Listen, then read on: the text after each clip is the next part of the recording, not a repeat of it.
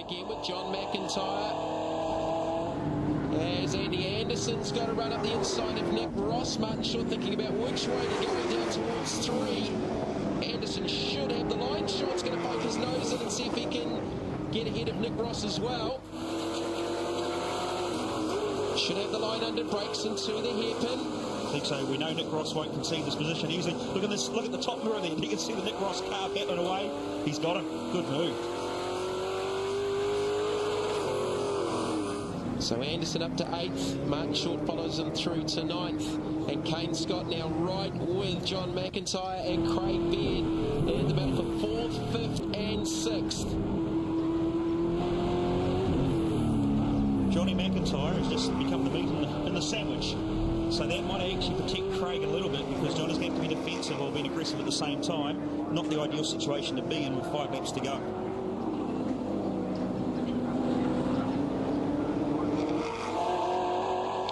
John McIntyre, just a hint of oversteer from the Amcor Falcon in that previous shot off the sweeper.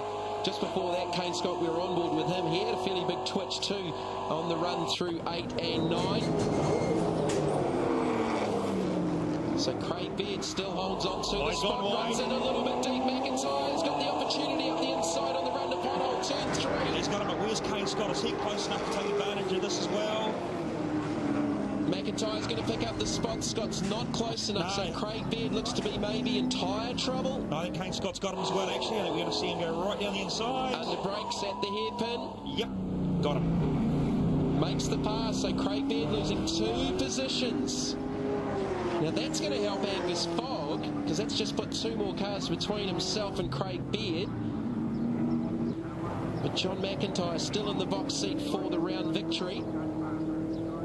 Through to the 4th position goes the 2-time former NZV8 champion. There's 5 championships in that picture, with 2 with Johnny Mac, 2 with Kane Scott, and the defending NZV8 champion Craig Baird in the United Video Ford. So Andy Anderson and Martin Short starting to drive away now from Nick Ross. 8th, 9th and 10th. Andy Booth in 7th.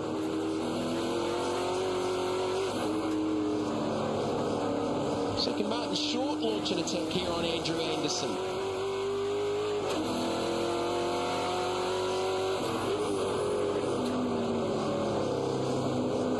Second or third through here, Mark?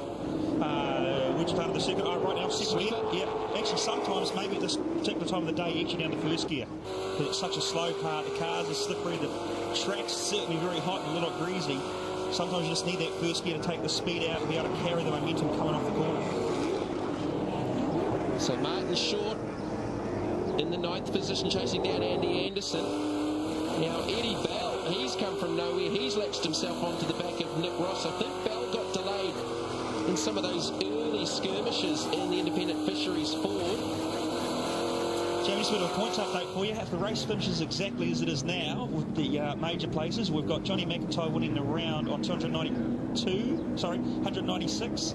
Second will be Angus Fogg on 176, then Craig Baird 174. But the championship, Angus and Johnny McIntyre will be tied first place. Well, we thought it was going to be tight, and it's had that effect out of the second round here at Powerbuilt Raceway Christchurch.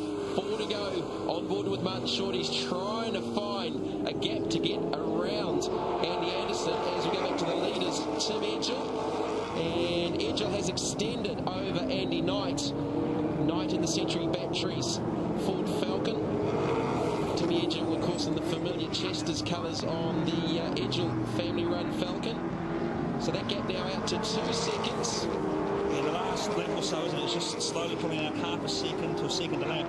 2.1 seconds, it was only half a second 5 or 6 laps ago. So Timmy Edgell, you can't help but think, let's don't hope we put the commentator's curse on him, that he's going to come through and take the spoils for this last race. Looking to be the 4th different race season for the 10-11 Motorsport New Zealand Premier Race Championship Series and the NZV8s. There's Angus Fogg. Again, just keeping up that maturity. He had a little moment in race number 2, but gathered it all back up.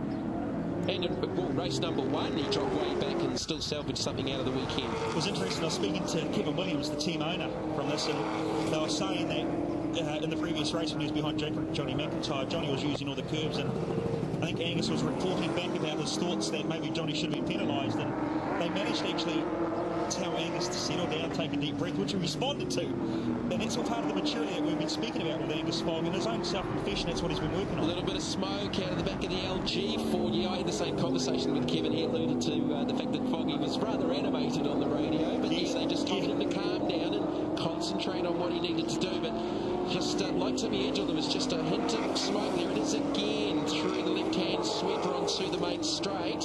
Because it's only a puff and she's not pouring out smoke, there is no way will they do anything about it. There's John McIntyre in the 4th position. Kane Scott 5th. Craig Beard now in 6th. So Kane Scott has got around Angus Fogg on board with John McIntyre in the Encore Ford.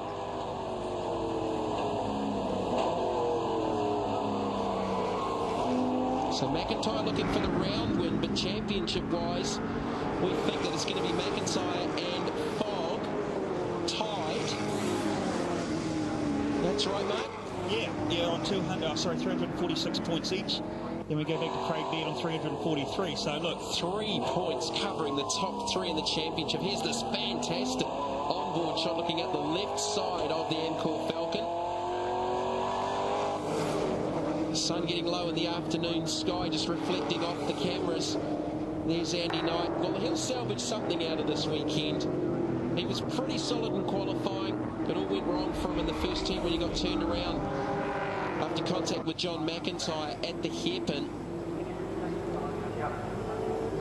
And Tim Edgell looking for his first win for the new season here at Powerbuilt Tools Raceway. And the confidence these guys will take going into the Christmas break, they'll know that they're just one on a very fast technical track like Powerbuilt Speedway. They're going to Timaru and Chicago in the new year. They're going to build on this platform. Timmy Edgell, they'll be back to speed again. It's just a matter of time. Here's Martin Short. Well, he hasn't got away from Andy Anderson. He's got around them, but he's not getting away. Eddie Bell latches himself onto the back of the ITM Commodore. So Short's just made that pass in the last lap for the 8th spot. Right now, it's probably 55 degrees centigrade inside these cars. There is very little cooling, if any cooling at all. The cars, all the tyres, the brakes and everything was had to use by date because it's so hot. The track's playing its part in this as well. But Martin Short, hat off to you, mate. You're doing a sterling job. Just looking at the lap times more, all of the top 6 are in that high 30s. Low 31s. Anderson with a big brake lock up. Eddie Bell, he just about turned right in avoidance, and there's Andy running wide up the exit. Eddie Bell picks up the 9th position. So he just had to be there, didn't he, and capitalise when something went wrong with one of the 2 cars in front. That's exactly what we saw. I think there was a moment there where Eddie went, just where are you going, Andy? Should have gone the outside or the inside, and sometimes patience is the best means. So Short in 8th, Bell 9th, Andy Anderson in the 10th position. Just a couple to go. Timmy Edgell looking for victory. This will go towards some way of correcting his tough weekend after that drive shaft broke in race number 1. Went into this race 6th in the points, and he may be able to sneak ahead of Andy Booth. Here is the final lap. Last lap board is out for Tim Edgell. Now let's go back a year when Paul Manuel was leading this race in the rain at this particular part. I don't think Timmy has that in him. No. I don't think he would, no. And you're not going to do that in dry conditions, Mork. No, and I think if he even attempted it, that his father would probably kill him. I didn't see it. I was in the aeroplane back to Auckland at that stage. I heard about it as I got on the aeroplane. I couldn't believe it myself, but I don't think we're going to see something like that here on the last lap of 20 for the final race here at Powerbuilt Tools Raceway. Timmy Edgell doing the job. He hasn't put a foot wrong. Andy Knight, he's stayed within 2 seconds behind him, and again, Andy hasn't made too many mistakes in this one either. So the Chester's forward through the infield for the final time. John McIntyre looking for the round win, and we should have equal joint points leaders in the NZV8 heading to round number 3. John McIntyre and Angus Fogg.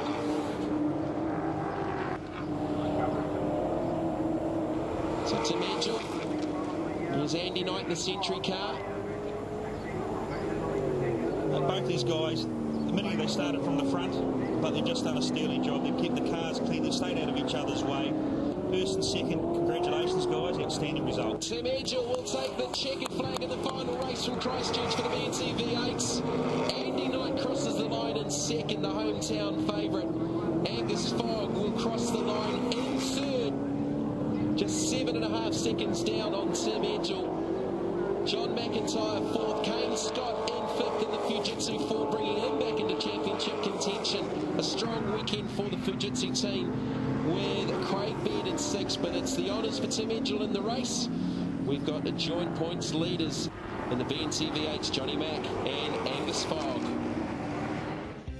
Well, a surprise result at the end of race number 3. Tim Edgell, first across the line, has been given a 10-second penalty for breaching the start rules like Kane Scott earlier on in the weekend. So Andy Knight with the victory from Angus Fogg, Tim Edgell third, John McIntyre in fourth, and he takes out the round honours here at Powerbuilt Tools Raceway in Christchurch. For the championship, it means Angus Fogg continues in the lead on 353 points, John McIntyre second on 346, Craig Baird in third on 343, just 10 points cover the top 3 positions in the championship before they head to Teretonga for round 3. You know, Timmy, the plan was to talk to you about the race when I don't want to feel like a traffic cop, but I've got to pull you over for speeding there at the start. Yeah, apparently we're speeding. It's a bit of a joke, but you know, that's unfortunately what we're running in as a series. The rules change every now and then, but hey, you know, it still was a good run for us. We won the race on the track, and there was no advantage at the start. The start was safe, so I don't know what the issue is. I know we like to talk about this a lot in sport, but you would have to be the most unlucky driver I've met in the NZV8. Yeah, I sure don't have my bit of luck, but you know, we've got good speed, and you know, we sort of got our heart ripped out in that first race this morning when that drive shaft let go. And you know, we had a terrible second race, but to come back and win this race on the track is pretty satisfying. But you know, now I've got to go through all the hoo-ha with the officialdom. So anyway, good luck for that. Thanks, mate. Well, does this mean you're going to go and put on a Santa suit? You're leading over Christmas, mate. What a great way to be. The best Christmas present a boy could want. Did you know it was going to happen like that when you crossed the line? Not a clue, no. My team are pretty onto it, but they weren't onto it in that race with the points updates. But we just kept hammering away every lap with a qualifying lap and picked off as many as we could. I wouldn't think this myself, but some are probably saying you were lucky to be leading out of Pukekohe. Is it still lucky, or you've earned this? Oh, I think there's got to be a bit of earn there somewhere, doesn't there? Yeah, obviously it's going to be very close, and Johnny's jumped up, and it shows how quickly positions can change as the year rolls on. So leading the first and second rounds, shut up, bring it on.